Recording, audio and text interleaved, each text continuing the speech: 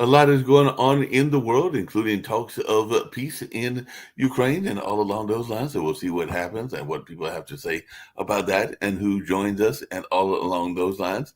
By the way, it looks like Trump has deployed the SpongeBob meme to troll Doge critics. So Musk threatens federal employees still working from home with administrative leave. So Trump appointees appear to contradict Musk for the first time in pushback to the OPM email. So that's something that people are talking about is how much power Musk has and whether that should be a good thing or a bad thing. And the Pope had a good 10th night in the hospital. Pope Francis is in good spirit, but doctors gave no updates on his condition. So Argentina is praying for the native son Francis, the first Latin American Pope in history. So Cardinal Parolin is to lead a rosary for Pope's health in St. Peter's Square. So that's something else that we're seeing as well.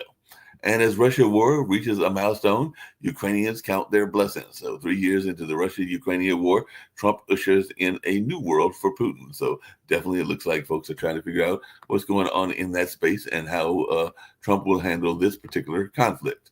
Trump hosts Macron as federal workers face a must-get deadline. So Macron and Trump are to discuss a Ukraine peace plan. And it looks like Greenpeace is dealing with issues as well. So it looks like they might be having some financial concerns also. So we'll see if we can get some more news about that as well. So definitely there's a lot going on in the world. And Israel sends tanks into the West Bank for the first time in decades, says fleeing Palestinians can't return. So Israeli tanks enter occupied West Bank for the first time in decades. And it looks like they have expelled the residents of 3 West Bank refugee camps. And Elon Musk congratulates Germany's far-right party, AfD, after the election results. So the far-right AfD surge is final warning to Democratic parties, victorious Merz says. So Elon Musk puts his finger on the scale in the German election. So it looks like he's impacting the elections both here as well as in Germany as well. And 3 explosive devices thrown at the Russian consulate in Marseille, France. So French police probe twin blast in Russian consulate compound. So definitely looks like that is still going on as well. And surgeon accused of sexually abusing hundreds of children, some under anesthesia. So that is what's going on in France. France faces its largest child abuse trial weeks after the country was rocked by the Pelicot case. So it looks like a French doctor has been accused of child rapes and all along those lines. And China's Xi affirms a no limits partnership with Putin in call on the Ukraine war anniversary. So Xi and Putin emphasize their ties as Trump is courting Moscow. So China's Xi stresses its strength of Russia ties in Putin call as Washington warms to Moscow. So it looks like Washington is warming toward Moscow. And it looks like live fire drills by extremely capable Chinese warships have rattled New Zealand and Australia. And apparently that is something else that's going on in the news as China accuses Australia of hyping Chinese naval drills. So that's something that we're seeing as well. And a massive funeral was held for a Hezbollah leader 5 months after his killing. New York's vigil for that terrorist was something that was being reported as well. And Israel performs parade-like fighter jet flyover for arch-enemy's funeral. So thousands of supporters of Hezbollah slain leader Nasrallah fly into Beirut for his funeral. So that's something that people are paying attention to as well. So lots going on, including right here in our own world and everything like that. Trump leaves Europe facing up to a new era. So Trump sided with Putin, and some people, including some of those at the Atlantic, are asking, what should Europe do now? So after 3 years of war in Ukraine, Europe's security guarantees face the abyss. And definitely that's what people are talking about. and Hamas to allegedly release two slain hostages. So Arab social media sees hostages kiss and hand over as sign of Hamas benevolence. So Gaza ceasefire looks shakier as Israel and Hamas accuse each other of breaches. So both sides are accusing each other of breaches and all along those lines. And the family of Bibis, their funeral is set for Wednesday. Family is inviting the public to join the procession. And Western leaders visit Kyiv and pledge military support against Russia on the war's third anniversary. Zelensky pays tribute to fallen soldiers 3 years after the Russian invasion, and all along those lines. So it's been 3 years since that invasion took place. And some people are saying that Trump has barred federal scientists from working on pivotal global climate report, and it looks like the U.S. will be pulling its delegation from the UN climate science meeting. So definitely a lot going on in that space as well.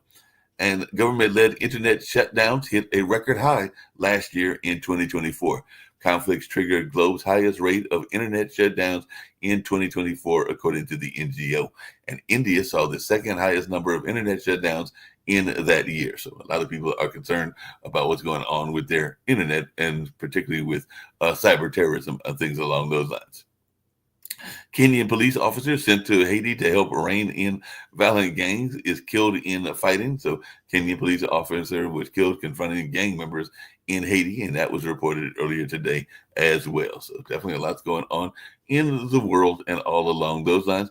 And the fourth flight of illegal immigrants deported from U.S. lands in India. So deported by U.S. to Panama, 12 illegal immigrants reach India. So it looks like these immigrants are getting sent to various parts of the world and all along those lines. So, like I said, lots taking place in the world, including that SpongeBob meme and everything like that. And Medicaid cuts pose budget conundrum for Valadao and Republicans nationwide. So GOP split on Medicaid imperils Trump's tax cut plans. So we'll see how this all plays out and all along those lines. Getting ready to bring in some of my people, see what they've got to say about a number of these stories, including a murder trial that has begun for an Illinois man charged in the fatal stabbing of a Palestinian American boy. So a jury selection to begin Monday for man's trial in Delhi, Will County stabbing of a Muslim boy and his mother. So trial set to start Monday for the Plainfield landlord charged with killing the 60-year-old a Palestinian young man and everything. And an ex-Secret Service agent and conservative media personality, Dan Bongino, a right-wing commentator, has been named as the FBI deputy director. So definitely somebody else on Fox is getting a job and all along those lines. And the Trump administration is saying that eliminating 1,600 U.S. aid jobs in the U.S. could be a good thing. So Trump to eliminate 1,600 U.S. aid jobs and places most of the workforce on leave. So definitely that's going on as well. And Video American Airlines diverted to Rome after a fake bomb threat. So American Airlines flight from New York to New Delhi lands safely in Rome after security concerns. And a Wisconsin man is missing in the thick Puerto Rican rainforest. So definitely that's something that people are talking about as well. And a physician assistant speaks out after the UPMC shooting. So one officer dead and 5 others injured in a shooting at a Pennsylvania hospital is the one of the reports that came out a couple of days ago. And now they're saying that 6 were hurt and 2 dead, including the Pennsylvania a police officer in that Pennsylvania hospital shooting. And that was actually reported back about 37 minutes ago. So it seems like that's still something that's still being reported, even though it took place over the weekend and all along those lines. So it'll be interesting to see what folks have to say about a number of these stories and what's going on in the world and all along those lines. I'm going to bring in Rick Rosner, as always, Kim Calhoun as well, because one of the things that I heard that was interesting was I was watching News Nation, and they were talking about this notion that the entitlement programs will not be targeted. So they are saying this, so that's what the Republicans are saying. So they're saying that we got some of these entitlement programs, including Obamacare, that you don't have to worry because they're not going to target them and everything. And apparently, people are still concerned about the cost of eggs and the cost of food and everything. And of course, they're wanting the border to be secured. And I did hear, I think it was a $200 million. I'm gonna have to see if I can find it, but it features Kristi Noem, and it's an ad that I know we talk about finances on this working in general, but it's an ad that I think the department that Kristi Noem runs spent that it costs $200 million, and it's basically an ad telling the immigrants, particularly the criminal immigrants, don't bother coming here. You're not wanted, and we don't want you here. Everything, and I think it's they're spending $5 million on those ads. So I don't know if Nick thinks that's money well spent. I think it was $200 million is what I heard. The price of eggs up 20% since Trump took office. Now, obviously, it's more the bird flu than Trump, right. But at the same time, getting rid of the FDA and the CDC when we're in the middle of a bird flu epidemic isn't the best move either. Yeah. And by the way, I know that. Well, I want to make a point of pointing something out about the bird flu. This happened last year as well, right? I mean, think about it. It's been they going went through this a while. last year. And then I made everyone think. I wanted people to think about what was really going on, because I think this was just their way of saying, "Hey, we need a pay increase." But and I just think they've been lying to us, because 6 months later, the prices of chickens didn't go up. We didn't see the supply of chickens go down. And where does the chicken come from, guys? Where does the chicken come from? Let me hear you. The chicken comes from the egg. So if you don't have eggs, how are you going to have the chickens? Well, you know, that is, I pointed this out to a lot of housewives this year. I told them, I said, take a look at what happened last year. And they started thinking about it. I was at the grocery store. I said, do you remember the chickens going up? And they go, no, you're right. And I go, well, why is that? If the eggs are gone, then the chickens should have been gone. No, I just looked it up. The price of chicken hasn't significantly increased despite avian flu outbreaks, because the birds most affected by the virus are typically egg-laying hens, not the broiler chickens raised specifically for meat. Right. Well, so I would still be very careful with the stories going around. I think you just have to eat cereal, and you just can't eat your big American breakfast anymore with eggs and bacon and sausage. I baked this weekend. I did a lot of just some baking when it snowed. And I substituted egg with, I learned that the egg is really used in most of your mixes, your cake mixes and flour, anything with flour. It is used because of the protein, and the protein binds it. So I just changed out oil for butter and water for milk. And then I changed the egg, and I used avocado, which, in some cases the avocado doesn't have a heavy flavor, but it's got all of that protein and that binding factor. My brownies turned out better than they ever have. No eggs. They don't have to have eggs. It's not just eggs. In California, avian flu as of last October had killed 10 to 15% of our dairy cows, compared to 1% in a normal year. So that makes sense. A lot of people don't understand that, Rick, that these viruses don't impact just the birds.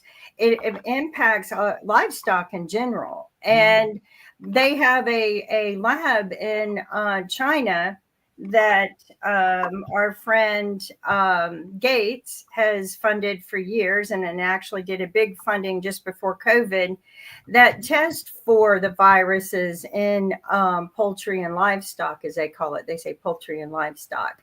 And just before COVID, they were doing a huge test on COVID viruses. I feel like this is where it actually came from, because they had a huge festival there to celebrate the money that Gates gave him. And I feel like they were told to properly dispose of the chicken, and someone said, you know what? I could make some money on this at the market. And they had no idea it had a bite. I'm totally confused about it. Like Dr. Patmos, who is the main guy on Pod TV's medical show, says that definitely if you look at the genetic path it took. It definitely came from the wet markets, but I've seen, the CIA said they weakly believed that it came as the result of a lab leak. So I don't know. I don't frickin' know. I think it was a lab leak of some kind. There's evidence in right, both because there are a lot of labs apparently that were testing the COVID virus. The COVID virus has been around for decades, for decades, and it was identified and labeled by a woman back in the day because of the way it was shaped, right, with the crown-like features, right. And but I feel like it did leak out of a lab. That's a family of viruses. This particular one is brand new, and we have no defenses against it in our immune system. Well, because it was biochemical built. I mean, they've said that from the beginning. Well, COVID isn't even the main issue now. I was watching the local news, and they were saying that we've actually seen an uptick. I'm not sure how it is in California, but apparently it's nationwide, an uptick in the flu and the common flu, because a lot of people are not vaccinated and they're not trying to get their vaccination. So they're saying that we've seen an uptick, including an uptick 65,000 that have been killed. Like young people. Okay, this season, 65,000 U.S. dead. An average year is under 30,000. So it's the worst year in, I think, nickel. That's because people are avoiding vaccines because of this, stand against vaccines. But I am going to tell you, you're either going to get the vaccine or you're going to get the flu, and then you're going to probably have to take a lot of medication to get over it, because it is the toughest flu I have been through. I just somehow or another I missed my vaccination day, and I didn't get it. So I said, well, I'll just keep going without. Stupid mistake. So just that's a high number. I don't think people really calculate and think about this. 1.6 million people died of the COVID virus because we weren't prepared for it. You can you either be prepared, or it's like a conversation I had with a young person the other day. I said, you know what, I'd like to go do XYZ and test it out. And they go, well, why do we do it now? Why don't we just wait later? And I said, because I would rather do it now and know it works before I need it than when I need it and realize it doesn't work. The mentality of people is to wait until you need something, and that is not the mentality. You can still wear a mask if you're going to be in a crowd for a long time. At the SNL 50th anniversary broadcast, it was like a 3-hour show. I think Lorraine Newman who's like 80 now, was wearing a mask, but obviously other people weren't. And Martin Short and I forget who else couldn't accept his awards yesterday at the SAG Awards because he's down with COVID. So there was an outbreak, in this big old concert crowd. And even on local things, it can happen as well, because we had the Quilters did their exhibit at the Haytat Center where I work at, but there was a group that's going to do a run. They're doing a work in progress, and it'll be in New York City, and they had already had an incident where somebody had got sick and everything, so they actually required everybody that took around for the dance performance to actually wear a mask and everything. So there are the bad news is flu. The good news is this is the least bad winter for COVID since it began. The COVID levels nationwide are only about 40-50% of what they've been during the worst years. So maybe we'll get maybe we're turning the corner and everything. I did have a question, because I know that Nick loves these organizations that are threatening and to be bankrupt, and I kind of alluded to it, but I didn't know the extent of it. But Greenpeace is a major environmental organization. They're going to trial in a $300 million suit that supposedly poses bankruptcy risk. So maybe Greenpeace is about to go bankrupt because they face a $300 million lawsuit after the Dakota Access Pipeline protest. And we do know a lot of people were upset about the Dakota Access Pipeline and everything like that. But if they lose the suit, does this mean the end of Greenpeace? And what is your thoughts around this? Because it could be something that could literally bankrupt this particular organization. So I think the organizations seem to be able to scoot by and get away. Like And the NRA, the National Rifle Association, did the same thing, declared bankruptcy, moved its headquarters from New York to Texas after the New York Attorney General accused them of financial fraud, because the Wayne LaPierre and the other muckety mucks at NRA have been kind of sponging off the top to the tune of millions of bucks a year to pay for extravagant lifestyles. But the NRA is still around, still reasonably powerful. So I assume Greenpeace has some legal tricks up its sleeve also. Yeah. So what I see is that an oil company is suing Greenpeace because Greenpeace blocked the pipeline? Yeah, something like that. Exactly. Okay, because I mean, I would support Greenpeace in that matter, but yeah, I mean, that is going to be the world that we live in, or these giant energy companies are now going to get away with whatever. But yes, it's a ridiculous. The crazy part about the Dakota Access Pipeline is that it was not the actual pipeline. The pipeline's there. It was just a separate piece. So, so the oil company will probably end up winning the suit, especially because of the president that we have now. So, but let's talk about the pipeline. Let's talk about the pipeline for just a sec, because there's a lot of BS that goes around about that pipeline. The pipeline does not bring the United States more oil. It takes oil from Canada, tar sand oil, and it runs it down to the Gulf of Mexico. And the pipelines, it's not great, but if you don't have the pipeline, then Canada puts that really gunky oil on trains and runs it all the way across Canada to the east coast of Canada to get it to the rest of the world. And you can have train derailments that are brutal too. So it's a situation where there's not a great solution either way. Yeah, speaking of not great solutions, I wanted to ask Sasha a quick question, because I'm glad he came here and everything, because the other news that was very much in the news was Ukraine and Russia. I understand that the Ukrainian President Zelensky has said that he will step down if he can get NATO membership, and now there's this whole notion of Putin and Trump becoming buddy again and everything like that. So what is our take on this war and everything? Because there's been talk even this weekend that we may see an end to the war by this week. And I don't know that that's going to be realistic or not, but you follow it much closer than I do. And we have the show here every Tuesday and Friday. But what is your take on the developments over the weekend?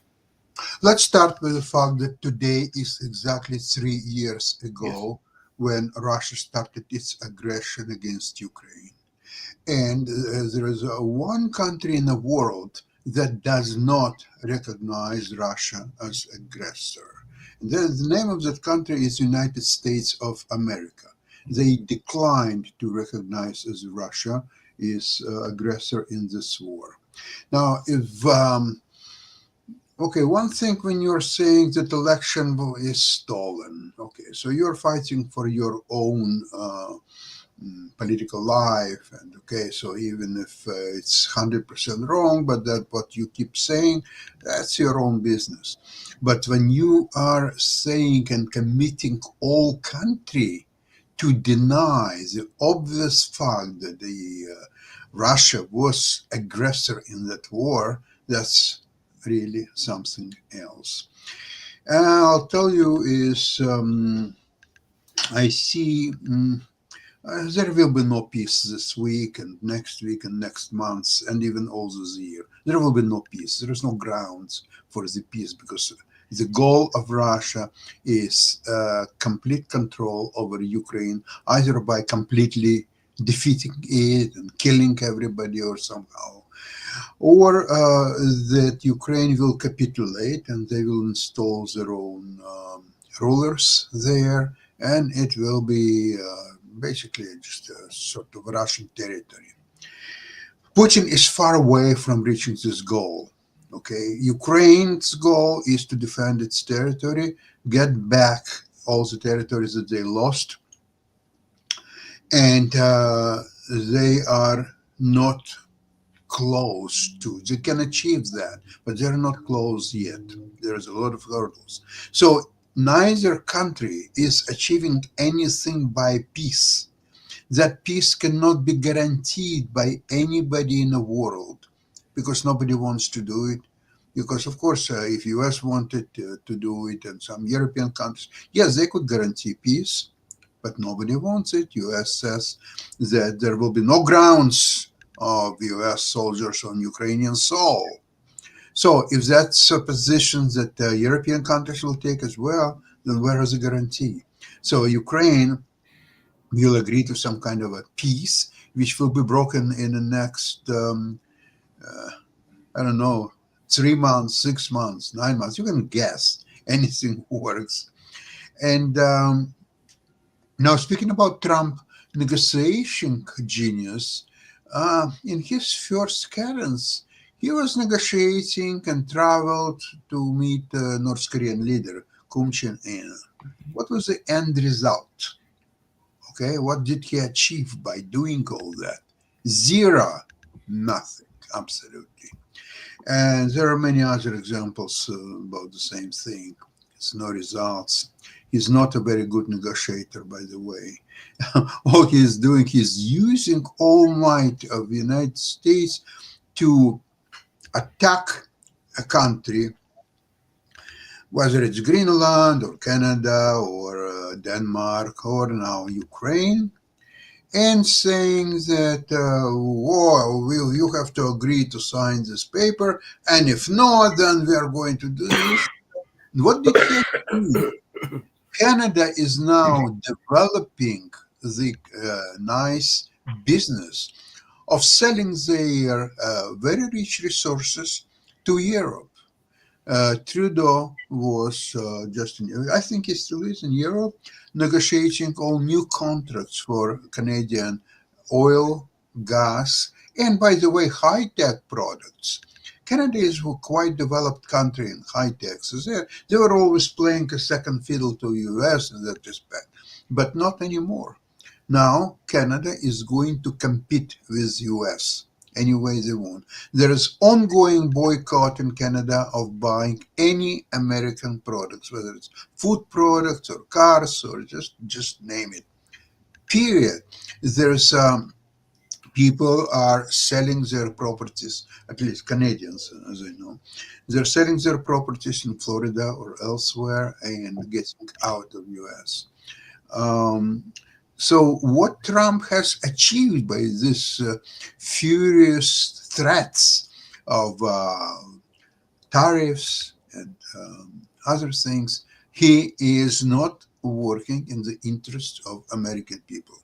And the situation is now, even if you look at stock market is going down almost every day now, because people understand that there is losing a market share for American businesses to different competitors, whether it's Canada or Europe or even Asia. They are losing, and nobody wants to deal with America the way it portrays itself today. And unfortunately, that situation will last at least another year and a half, slightly more, until midterm elections. Now, on midterm elections, if the things will go the way they are now, Republicans will lose badly. They will lose the House, they will lose the Senate. And if that will happen, then there will be more or less normalcy. Trump will become a duck, how you call it, lame duck? Lame duck.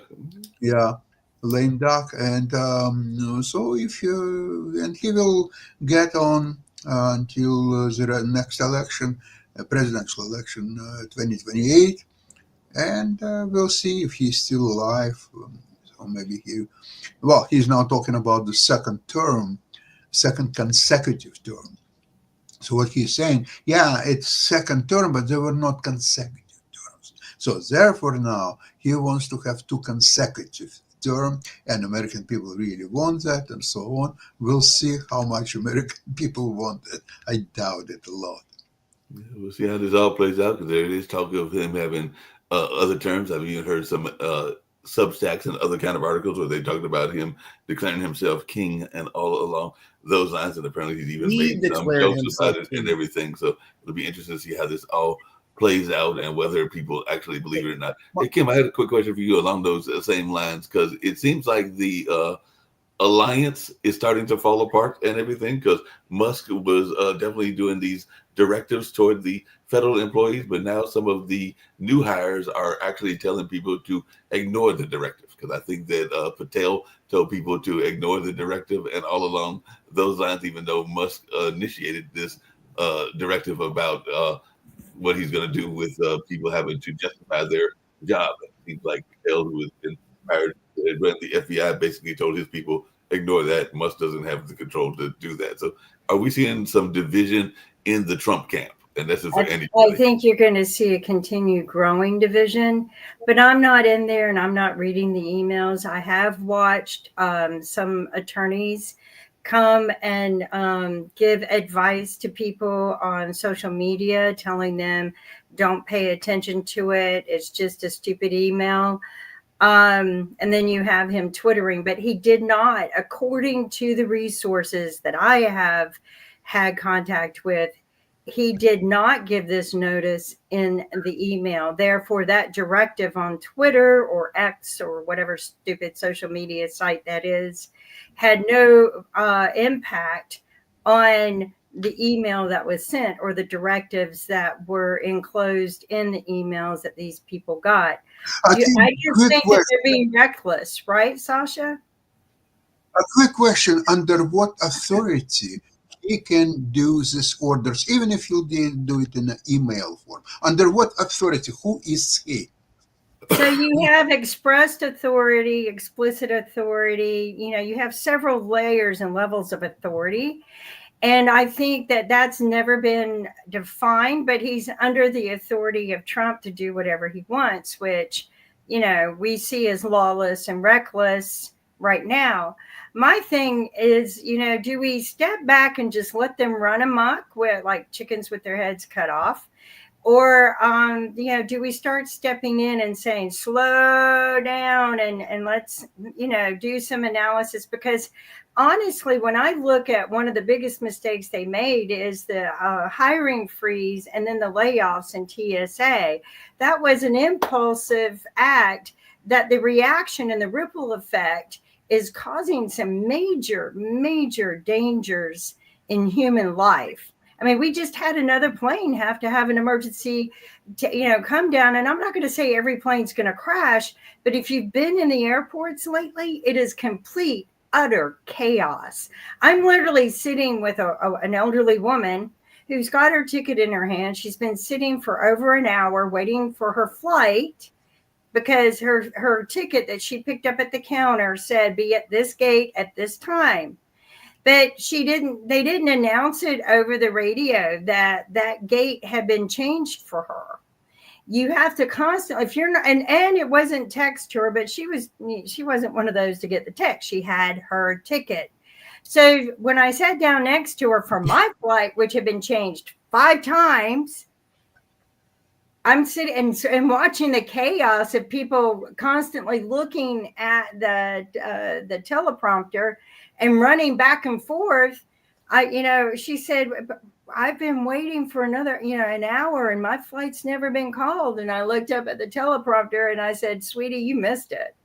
It was at another gate. So I'd like to mention one very interesting thing. Many, many years ago, Bill Gates was asked why he's traveling a normal commercial flights, like economy class versus business or even first class or so on. And what he said is that, look, my goal of flying is to get from place A to place B. And believe it or not, but the business class people in first class and economy class people, they're arriving at exactly the same time.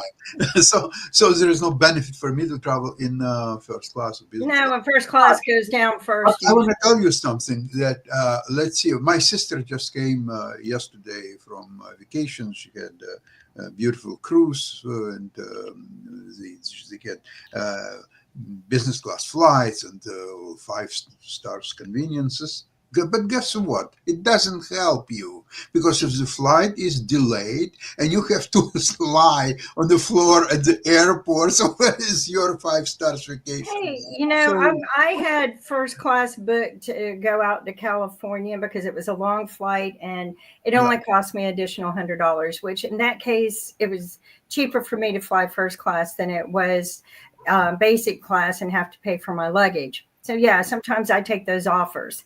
And when I got to the airport, chaos was going on. They had to shut down a couple flights, cancel a flight, reroute the flights.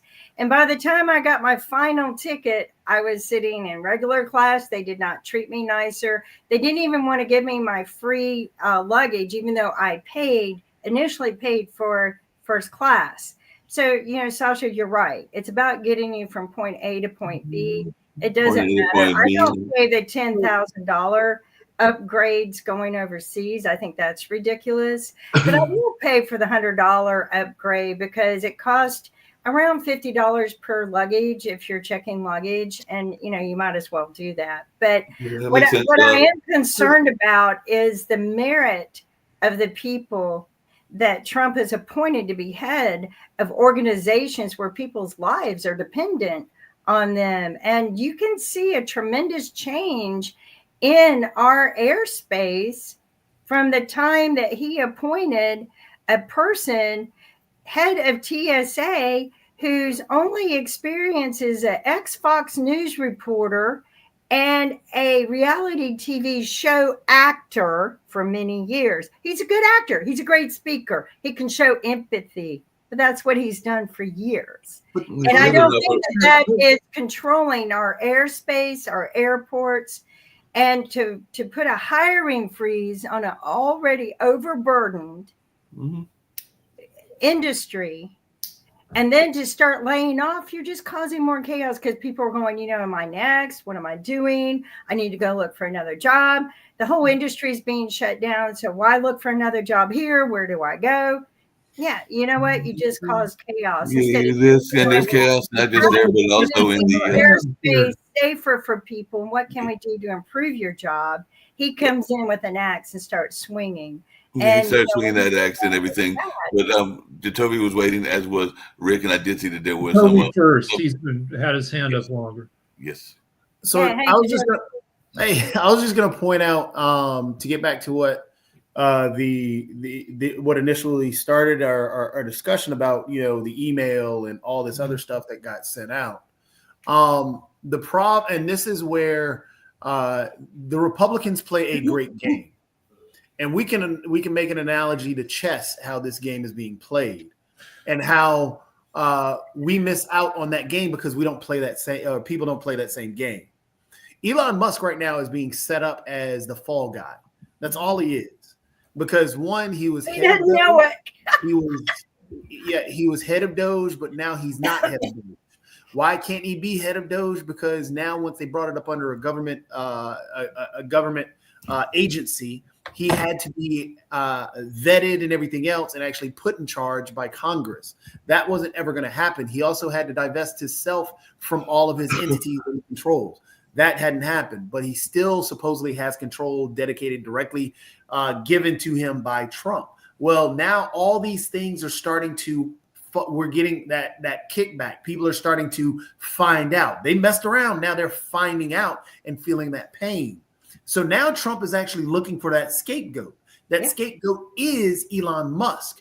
But the thing is, we fall into that trap because going back to chess, Sasha, you're a great chess player. You can easily confuse people by what? The movement of your pawns. And that's what they're doing right now. We're trapped in that when the king himself, the man Trump called himself a king, Mark. It wasn't that anybody else called him that. He called himself a king. Yes. He made that magazine and put it out there on True Social. If I were the king there and point out that using Elon as a fall guy, because as this kicks back, everybody's starting to blame Elon. It's not Elon who's really running the show, right? That's what they told us before, but now we're saying that. So we're falling into the trap of using their terminologies and their words. For example, I don't know, Mark, if you brought up in the news that now they're talking about using economic aid to help out the farmers that were hurt by these tariffs. It's not aid when you make a poor policy decision and actually are trying to save them. It's you screwed up. Now you're trying to buy votes. So that's what's going on. You change all the terminologies and be real about it. This is Trump. Yeah, and I know Rick has, and Rick will be next, but I want to address something that you just mentioned real quick. If you go back and look, anyone who served Trump was his scapegoat for everything that happened, and they all went to prison. He didn't, including the people that he pardoned for J6. He will let anyone go under the bus for him. He will encourage them to do things. His own lawyers doing his deeds upon his orders went to prison. Okay. He let them go. He let them hang. Hey, it wasn't my fault. It's their fault. They did it. I didn't do it. The devil made me do it. The attorney made me do it. That's the way he works. J6ers, he threw you under the bus. Yeah, he pardoned you, but he knew you were going to go to jail. Yes, Rick?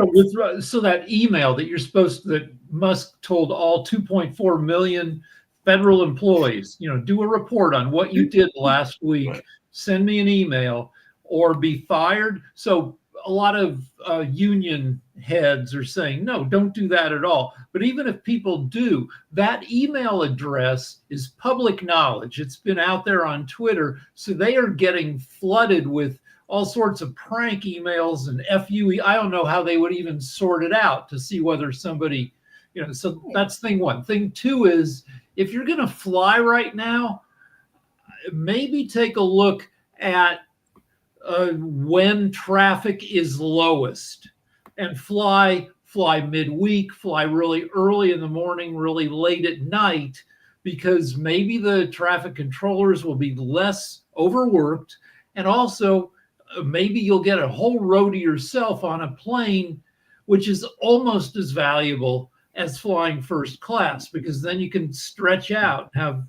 Well, that's pretty much what they're doing. But flying first class isn't going to make you safer right now. And I'm actually thinking about canceling some of my trips until this problem is fixed. Because what I've noticed is they want to go out there and behave like clowns and do a lot of stupid things when we have a chaos situation and people are dying and planes are going down and nobody's fixing the problem. They're just firing people. They're just firing people. But Kim, just along those same lines and everything in that space, as you know, because we just went to that conference about 2.5 weeks ago and everything like that. Which I didn't want to go to because I knew this was going on.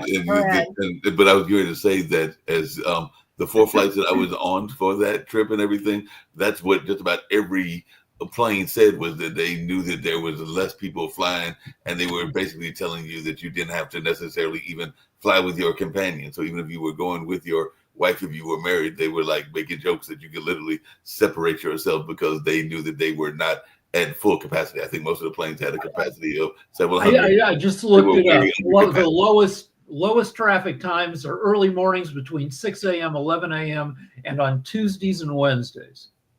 But you also want to be careful not to be there because this is the reason why the terrorists picked the flights that they picked, because they had the most full tanks. Early morning flights, they, apparently fuel them up, pretty full.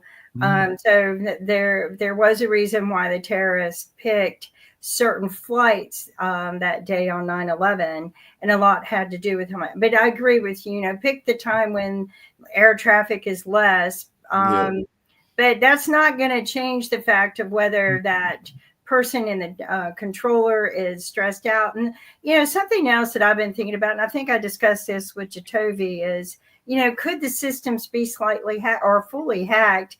And this is the act of people causing a little bit of chaos, because one of the things that I watched the other day, they had 2 planes coming in really close, and neither one of them knew it until their automatic alert system in their cabin notified them that they were too close. But there was nothing from air traffic controller, nothing airspace, nothing on the map, nothing. Yeah, there's a not very good mini series on Netflix called 0 Day, starring Robert De Niro. I know, right? I told you about that last week. You like it? But it the beginning of the show starts with hackers shutting down all computer systems for 60 seconds across America. And the writers of that show estimated that would kill more than 3,000 people. Yep. Yeah.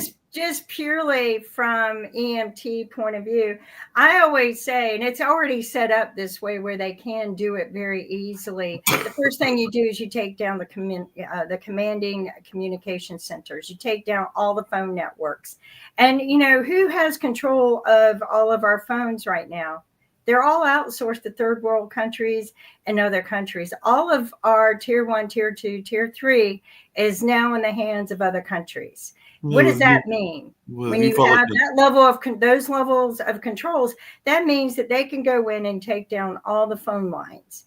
So all you need to do is have one person who buys them all up or unites them and pull the switch once. And, it doesn't have to be pulled for very long.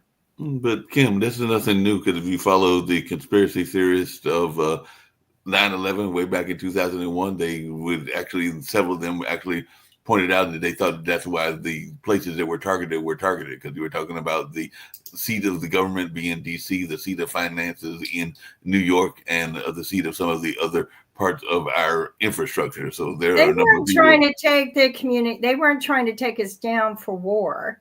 They weren't trying to tie our hands for war. They were trying to send a message. Right. All of that was just sending a message to us. But if you want to tie a country's hands for war and beat the mess out of them, you take out the communications. Period. Once you take down the communications, you have nothing. Absolutely nothing. That's why I have a ham radio tower in my yard and a Wi-Fi tower, because I'll still be able to communicate with other people. Maybe not the right people, but I'll have a communication. Well, let's talk about domestic security and talk about the FBI. So for the first time in the history of the FBI, the two top executives, Kash Patel at the top, and then his deputy, Dan Bongino, have never worked a day in their life at the FBI. No. Completely. No, and Dan has known mental problems. He's had anger meltdowns. He had an aneurysm, from what I've read, where they, did an operation. He's had, various health problems. Did they hire him because of inclusion? I don't know.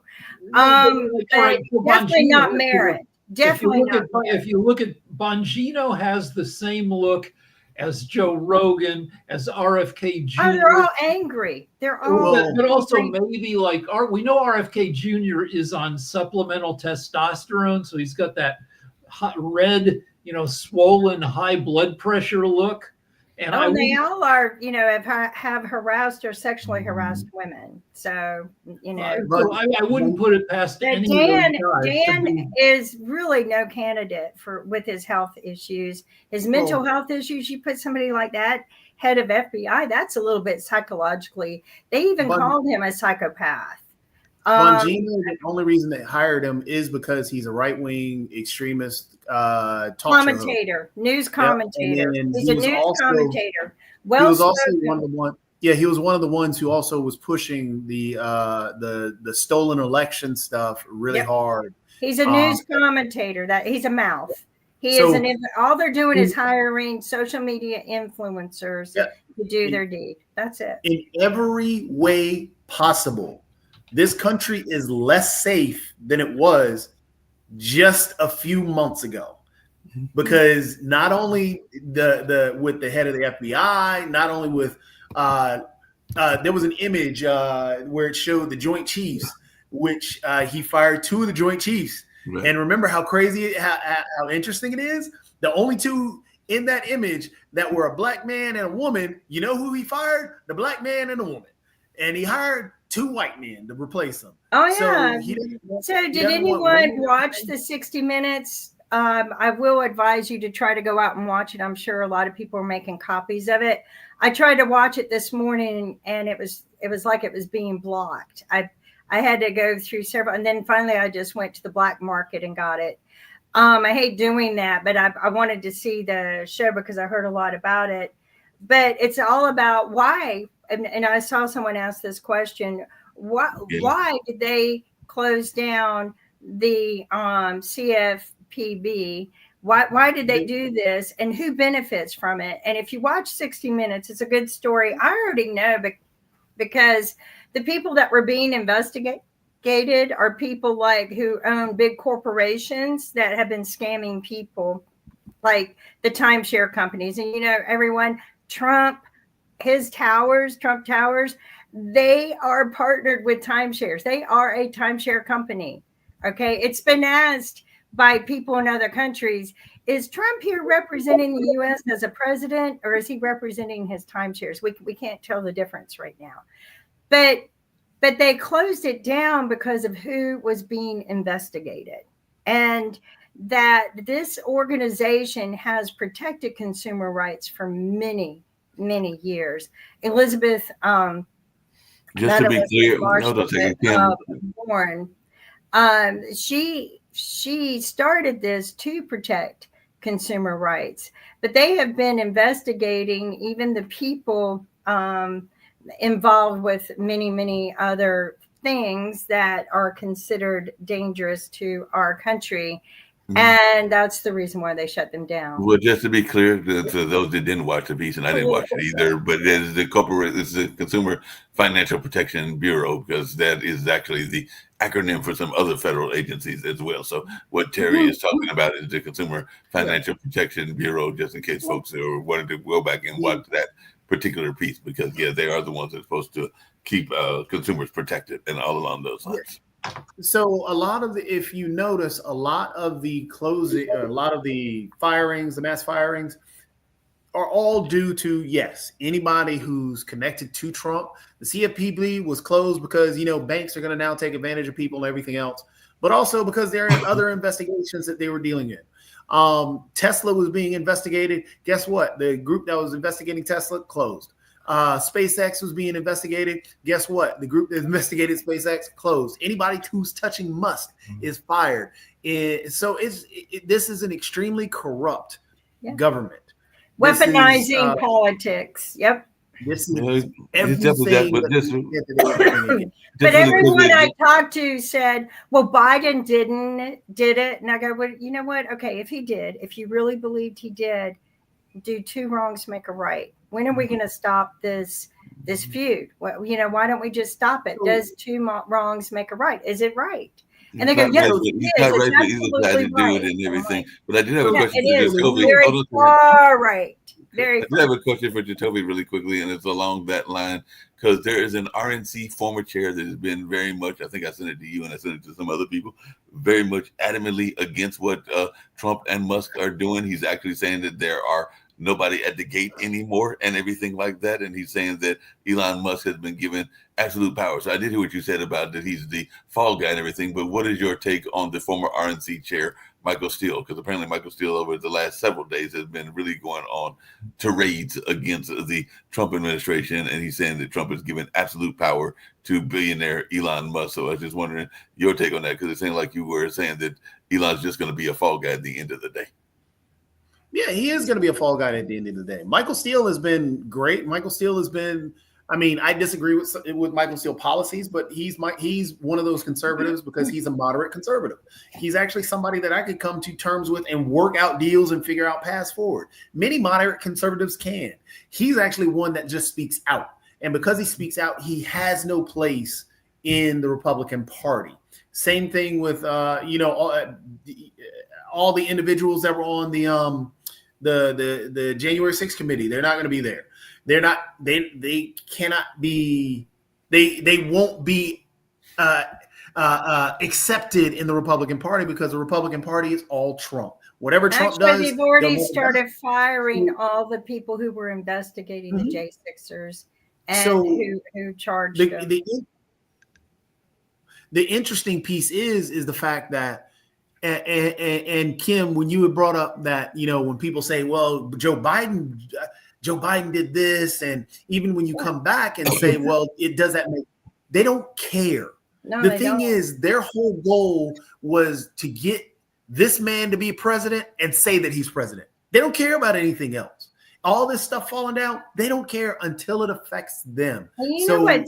stupid is they all said it was because life was a lot easier and better for them during Trump than Biden, and that they couldn't afford to live. And I watched every one of them go get their nails done, spend $500 getting their hair done and their children's hair done, throwing the biggest parties I've ever seen them throw, driving new cars, remodeling their houses. You know, I saw them spending money like crazy, complaining life is harder. But let me tell you, when Trump was in office, everything was shut down and you didn't spend money because you couldn't go out and you couldn't go do all of these things. And as soon as that was lifted, you got to do all of these things. And so you had no budget.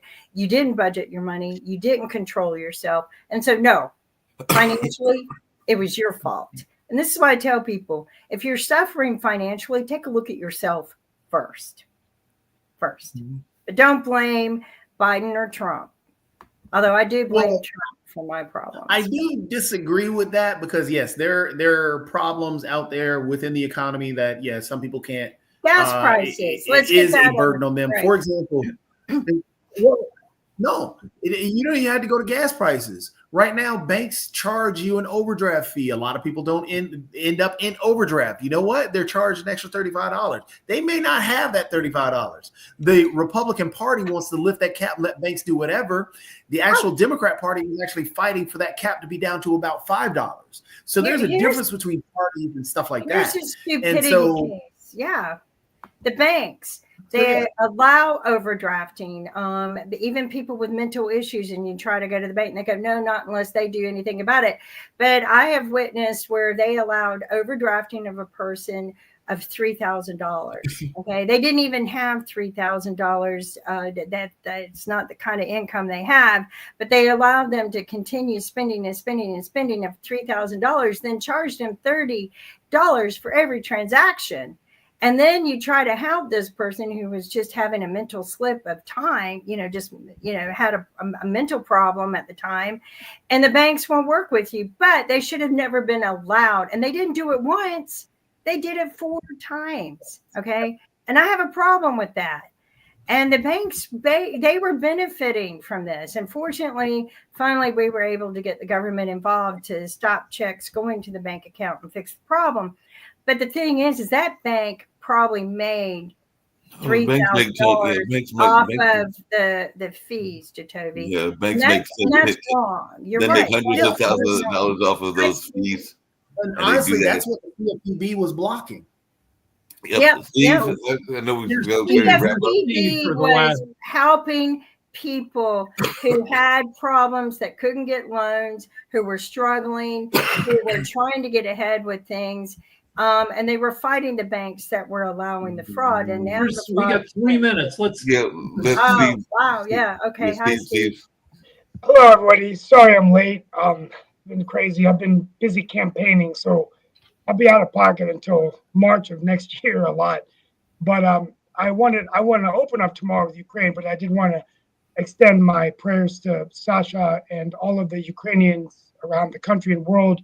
Yesterday, I spoke at the Ukrainian rally in Raleigh at the state capitol, and was very moved by the stories of Ukrainians. And I call President Zelensky the George Washington of this era, and sent a strong message to President Trump and the U.S. Senate and Congress that we need to do the right thing, stand by Ukraine. And we'll be talking a little bit about the war, where we are with the war tomorrow. So I'll be here for the hour. But Slava Ukraine, and that's my position, whether you don't agree with me or not. I don't think this is a Republican or Democrat issue. I think it's about freedom. I think it's about democracy. And I think it's also about standing up for the resilience of the Ukrainian people, whose resolve and strength and determination are an inspiration. That freedom is not only worth fighting for, dying for, but also the brave soldiers who protect and defend it every day. So I ended my speech with President Roosevelt's remarks, the only thing to fear is fear itself. A president who united us to do the right thing, fight for freedom. My grandfather was a World War II veteran. So that's my take on it. Sasha, great to see you. I hope I can come on the Ukraine show later in the week. And that's my take. And we'll talk tomorrow. I mean, there's so much news about what Trump's doing. I mean, I don't even think an hour would cover it with federal costs, U.S. aid. I mean, it's Stephen, thank you. I have one very quick question to you. Based on the Trump's team or himself, position that only those countries they pay, U.S. will defend. Now, the question is if defend and when defend and how to defend, that's all beside the point. So isn't that a situation where U.S. is becoming a mercenary country that provides some kind of a cover to those who can afford and pay for it? I mean, it seems like it. It's a very different kind of. I mean, I never thought about it that way. It's Well, a very. but Steve, it's a racket, 100%. So if the bandits are coming to your business and say, "Look, we're going to protect you," and if you have to pay, right? That's pay to these days. I think, and Sasha, that's a good point. And the other thing I'll end on because we're over time. And by the way, for Terry McCain, I do not know whether the governor of North Carolina is supporting Ukraine. I do not speak on behalf of the Governor Stein's administration, but I will try to find out. And I can get the information to reach out to the governor's staff.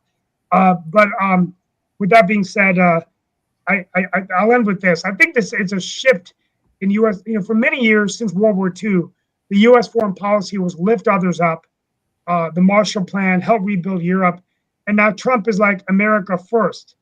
And I think that it's like, well, we care about ourselves before everybody else, and that's the real shift, Sasha. And it's a pay-to-play, nepotistic kind of environment where these people like Musk and others are coming in, not really understanding all of the details. So that's all I have to say on it. And I'm not happy, but this policy, America First, can backfire, and instead America First, it could be America Last. I'll tell you what's happening in Canada. There is a boycott. 100% of all American-produced food or cars or just anything was produced in America. 100% boycott, and nobody really initiated. There is a grassroots boycott. People in the stores are asking, is this produced? The oranges, are they from where? Oh, from California. No. Find me something else. Colombia, Israel, or any other producer. But absolutely don't want to touch US. Now that's can happen. Canada is diversifying now its output of oil, gas products, and even high tech in some cases to Europe, Asia, and anywhere away from US. European countries are now starting to ban against US. I think this the Trump administration will be the most catastrophic for United States of all time. I'm watching just the stock market as one of indicators. It's going down every single day because obviously prospects are very poor. Guys, get rid of this idiot once and for all, please. Well, like absolutely. I got to run, guys. I was late today, but I'm glad I could see everyone and give my commentary. Sasha, great points as always. I'm off. You guys can finish up, and I'll see you tomorrow morning at 10. Thank you. And we're wrapping up anyways. We got Economics Monday with David Walker. We've also got media coming up as well as the timeshare show that they were talking about as well. But right now we're going to get out of here, and some of us may be joining that economic show. But a good conversation. Excuse me, I don't have any links to economic show or to the media show. I don't have any links at all.